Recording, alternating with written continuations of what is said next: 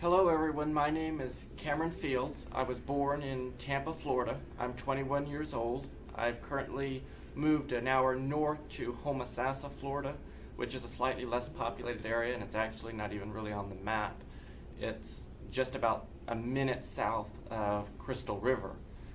I'm currently at Ashford for my degree in business administration with a concentration in Honors College Fellowship. I've only recently started Honors College. This is actually my second class. I just finished Honors 280. I was actually off track with Honors College, so I had to stop and take a couple weeks break before I could actually enroll into the Honors College. But I'm glad that I did. So far, the first class went through without a hitch. Did require additional writing. I almost was putting an essay in every week. But so far, so good. As far as hobbies go, I'm across the board. I like nature photography, especially on the water. We're on the Nature Coast. We have several different rivers here. We have Rainbow River, we have the Homosassa River, we've got Crystal River, and we got the chain of lakes over towards Central Florida. It's just there's a lot of wildlife here, and a lot of people feel that Florida's a swamp, and it is to a degree a swamp, but there's a lot of potential here. We're a third most populated state with 20 million people. The highways, even in this rural area, what I would consider rural, is I'm in traffic just to get to the grocery store, to get to McDonald's. A lot of great things have come out of Florida, which is one of the reasons I really like living here. The Bonati Spine Institute, there was a lady she went in, she had never walked her entire life. She had a birth defect, and then without even minimally invasive surgery, within 30 minutes she was walking.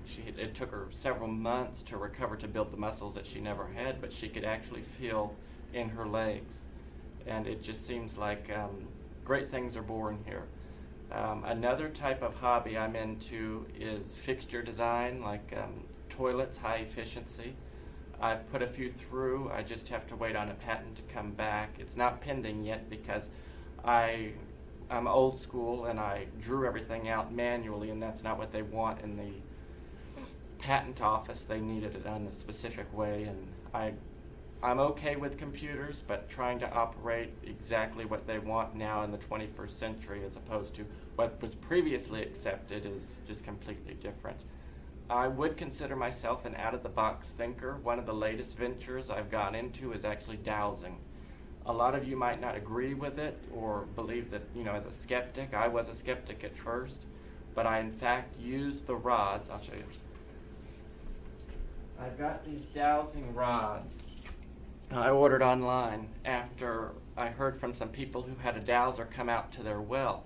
And essentially what this is it's a copper rod with a sleeve on it, and you hold it loosely in your hands, and you use an internal sense, like your internal ESP, to determine where there is minerals in the ground, whether there's an aquifer beneath you, whether there's wiring such as your plumbing, if you're trying to find it. If you don't have ground penetrating radar, this is an excellent way to discover where your septic is located, if you have a leak in your floor, if you're on a foundation house and you don't want to rip up the entire foundation and you don't have ground penetrating radar and you've got a leak down there, you can use these rods to find the situation where it's at. Simply hold the rods, mentally focus your power onto what you are trying to find, and for me it has really worked. We have a pressure washer. I bought a pressure washer, and there was a little filter in it, a white filter, and it's not like one of the O-ring style filters you see on traditional systems. This filter was clear, or it's white, and it's about that long. And my father was using it, and it had fallen out of the pressure washer, and we live on 2.5 acres. And it was back there about 300 feet from the house on the shed. And I had told him, I said, it had fallen out, come out here and let's see if we can find this. And we spent about 45 minutes out there and couldn't find it. I said, well, I've started into this dowsing. Let's see if I can douse for this filter. Well, I doused for it, and the rods kept telling me that it's in the neighbor's yard. And we both said there's no way, it can't be. So we kept going around and around with the leaf pile that he had raked up. And this dowsing rod kept pointing me over towards the neighbors. So I went into the neighbor's yard, following the rods directly, and exactly when the rods crossed, I looked down and there was nothing there. I said, there's no way.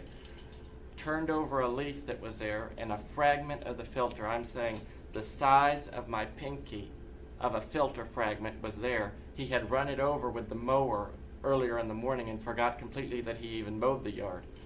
And at that point, I was completely convinced, yes, these dowsing rods work. I used them to attempt to locate a historic grave site, which was near our home in Homosassa, called the Manfield Grave Site. The rods failed. They did not locate the grave site. But once I did reach it, I used the rods to determine if there was anything there. And I got some strange results. We're actually waiting on a ground penetrating radar to go out there and determine whether or not there is actually bodies there, because I am almost suspecting that it was a ploy from the local government to attract visitors, you know, the haunted, the ancient burial, because I don't believe there's anything there. The grave sites are actually too close together, you know. It's just, I don't know. But back to college, I am in my sophomore year here at Ashford. I first started off, you know, really well, had A's. I had a few slip-ups because one English teacher, we completely disagreed on what it was, what the definition of a thesis was. My first English class was fine, but the second one, she did not accept that I knew what a thesis was. So we, even after rewriting the paper several times, she still could not come under the understanding that what my understanding of a thesis was, she just didn't understand. So we had a disagreement, and that put me at a B, which took my GPA down, and then I slowly began to rebuild it to get into the honors college, because at that time I had no idea what honors college was. And in fact, I ended up messing up because I changed my major from real estate to business administration, and a problem had occurred because I didn't realize, you know, concentrations and double majors. I really would have liked to have gone for a double major, but at this point I've exhausted a few too many extracurriculars and it won't happen. But I do plan on sticking with Ashford for my Master of Business Administration, and a few things have changed. They have a program, if you're interested in a master's program, check out which class you're wanting, because they have a thing called Smart Track, which you can enroll in once you are in the last year of your degree, the last few classes before you graduate, and it will allow you to take master's level courses, 3 of them, in your bachelor's program. And I plan on doing that, which it'll extend my bachelor's degree about a week each class, so about 3 weeks total, but then it's going to take 3 6-week classes off the master's degree, and you're only paying for the master's classes on the bachelor's degree, and which I really, you know, think is a good idea. And they have that for the Rockies, but now Rockies is merging over, so I'm not sure if that's still going to work for the PhD courses, because I would like to go for a PhD in education, and they have a pathway to the Rockies from now through the master's program, which would allow taking 3 of those classes. I spoke with my academic advisor. She's unaware, but she did say she believes they're going to try to stick with exactly what, you know, what's going on. So it wouldn't be a pathway to the Rockies. It would probably just be renamed to a pathway to a PhD. But either way, I think it would be really beneficial for people who wish to go even farther.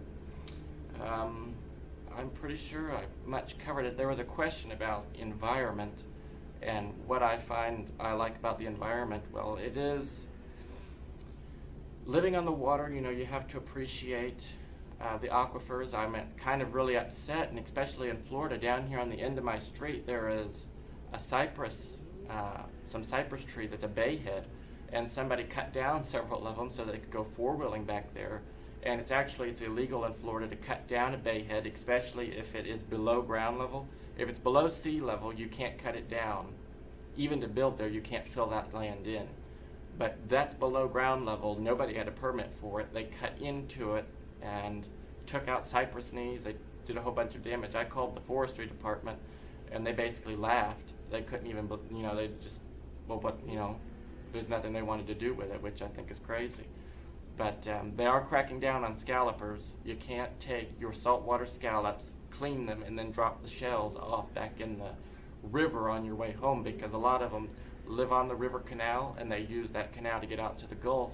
where they go out scalloping. You can even freshwater scallop, but a lot of people are creating a toxic environment, and a lot of things have to change. I know St. Pete or Clearwater banned plastic straws because people were just disposing of it out there in the yard, and it's just crazy. But yes, I do drive a V8, but I do support the environment, and I believe that in the future, I don't believe we can exist here much longer, and to be honest with you, I think that somehow we have to find a way to space travel. You know, I believe different planets are the future. Right now they're trying to overcome how our, what do you call it, our, what's the word for it, your immune system shuts down when you enter space. They're saying that the immune system just completely ceases, almost like a trap, just keeping us here. And if you were exposed to any kind, even a simple virus out there, you would be completely, it would just destroy the human race. So right now I think that's the future, but I do believe that if we don't want to be on our last breath, then we definitely need to crack down on these polluters, these people who are just throwing garbage on the highway, these people who are just taking their McDonald's bags and just discarding it. I mean, the world is not your litter. It's not a garbage dump for you just to keep on with. But I look forward to meeting everybody. This is not something this is my first video review, video communication. I'm not really a television personality. I have a hard time, speaking in front of a camera. So I hope we can meet some people. I know there's a Facebook group, not just the Honors College group, but there is another group where I've met several people who have friended me through Facebook.